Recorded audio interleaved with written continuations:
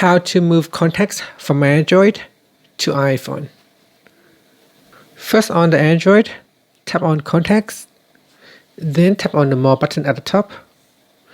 Now we go down and select Settings. In Settings, select Move Contacts to other storage location.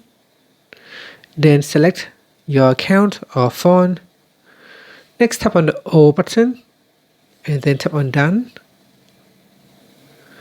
Now in the To section, select your email account and then tap on Moved. On the iPhone, tap on Settings. Then we scroll down and tap on Apps.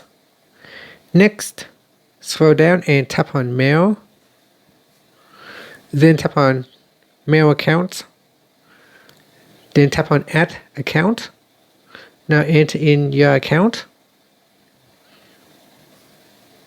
You have signed in. Then turn on Contacts, so that will allow you to sync your contacts from Gmail to iPhone. Then tap on Saved.